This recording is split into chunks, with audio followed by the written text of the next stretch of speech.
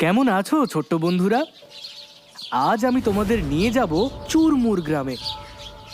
আর এই গ্রামে কারা থাকে জানো? মদন পিঁপড়ে ও তার বউ জোনাকি। তাদের সুখী দাম্পত্য দেখে গ্রামের বাকি পিঁপড়ে, ফড়িং, ব্যাঙাচি বউরা হিংসে করতে থাকে। ওই দেখেছো, ওই যে দূরে ছোট্ট বাড়িটা, হ্যাঁ, ওখানেই মদন আর মদনের বউ জোনাকি একসাথে আনন্দে থাকে। কই গো গিন্নি, এবার হাট থেকে তোমার জন্য কি আনবো বলো তো? এমনিতে তো তুমি আমাকে সবই দিয়েছো। ভগবানের আশীর্বাদে আমার আর কোনো কিছুর অভাব নেই গো। কিন্তু ভাবছিলাম নিম ফুলের সুগন্ধিটা যদি একবার পেতাম। না, মানে পাড়ার ওই অন্যান্য পিঁপড়ে বউরা বলছিল আর কি। তা কি বলছিল বলো তো? বলছিল ওই সুগন্ধিটা বাজারে নতুন এসেছে, তাই নাকি? এখনো কেউ কিনতে পারেনি, দামটা নাকি একটু বেশি। তাই মনে মনে ভাবছিলাম আমি তো আর 5টা পিঁপড়ে বউয়ের থেকে আলাদা। যদি সবার আগে আমি ওটা কিনতে পারতাম তাহলে আমার প্রেস্টিজটা সবার কাছে আরো একটু বেড়ে যেত, এই আর কি। আমার গিন্নি কিছু মুখ ফুটে চেয়েছে আর আমি তাকে এনে দিইনি, এমন কি কখনো হয়েছে নাকি? মোলো যা, এই বয়সে আর আদিক্ষেতা করতে হবে না, ছাড়ো। ছানারা দেখলে কি বলবে বলো তো? ঠিক আছে ঠিক আছে, তাহলে আর কথাই বলবো না, যদি এতেও তোমার সমস্যা হয়। ওই দেখো, আবার রাগ হয়ে গেল। আর পারি না বাবা, আমি কি তাই বললাম নাকি? না না, থাক থাক, এবার হাটে যাই, বেলা অনেক বেড়ে গেল। আমি না আসা পর্যন্ত বাড়ির দরজা খুলো না কিন্তু, ঠিক আছে? ঠিক আছে ঠিক আছে, তাই হবে। সাবধানে এসো, টুক্কা টুক্কা।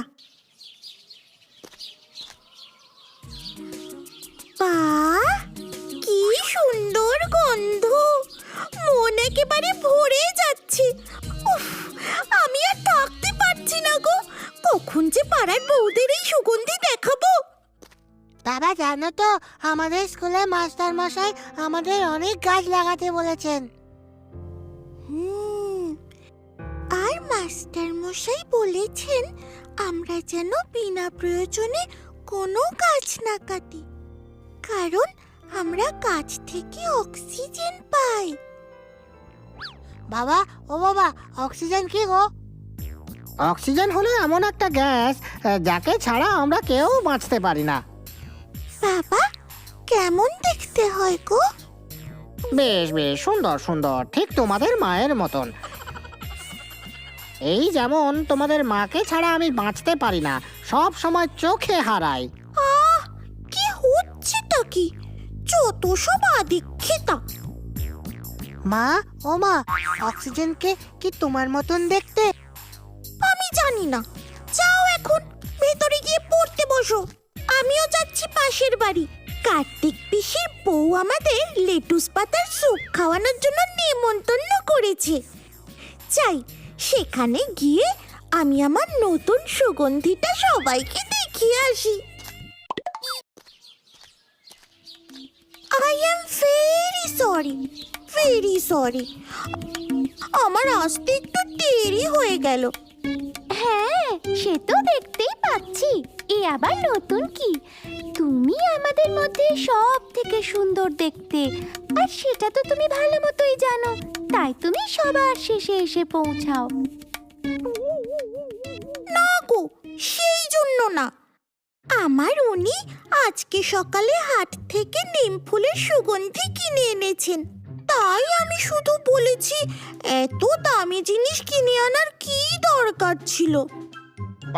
কি কি কি? নিম ফুলের সুগন্ধি? তোমার আবার সবেতেই একটু বাড়াবাড়ি। আমার বর যদি আমার জন্য এত দামি নিম ফুলের সুগন্ধি উপহার নিয়ে আসতো তাহলে আমি লুফে নিতাম।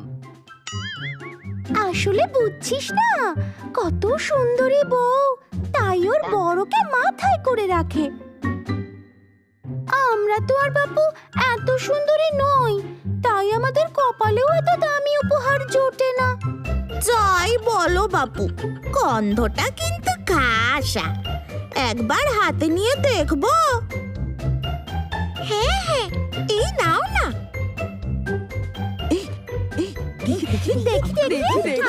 আমাকে একটু দেখা। আচ্ছা আচ্ছা, হয়েছে। আজ আমায় একটু তাড়াতাড়ি বাড়ি ফিরে যেতে হবে, তা না হলে ওনার আবার গোসা হবে। তাহলে আজ আমি আসি, আবার পরে আসবো, কেমন?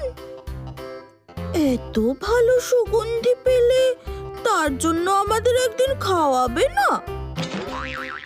হ্যাঁ হ্যাঁ, আমাদের কিন্তু খাওয়াতে হবে, আমাদের কিন্তু খাওয়াতেই হবে। ছাড়বো না। ঠিক আছে ঠিক আছে, তাহলে কালকে তোমাদের সকলের নেমন্তন্ন রইল আমার বাড়ি। সবাই কিন্তু সন্ধেবেলা চলে এসো, আমি অপেক্ষা করব।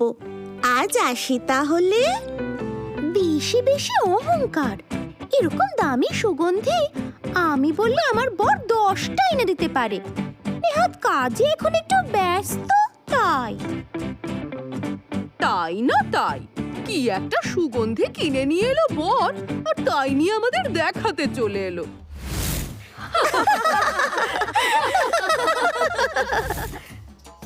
এই চুপ চুপ, আমাদের কথা যেন ওর কানে না যায়। কাল একটা নিমন্ত্রণ পাওয়া গেছে, ওটা আবার ভেস্তে না যায়। হ্যাঁ হ্যাঁ, ঠিক বলেছিস, একেবারে ঠিক বলেছিস। উফ, তোমার জন্য সুগন্ধি নিয়ে এসে তো আমি দেখছি বিপদে পড়ে গেলাম। বিপদ? কিসের বিপদ? এই যে সবাইকে বাড়িতে ডেকে পাত পেড়ে বসে খাওয়ার নেমন্তন্ন করে এলে, একটা সুগন্ধির জন্য যে এত খরচ বেড়ে যাবে সেটা জানলে কে আনতো সুগন্ধি?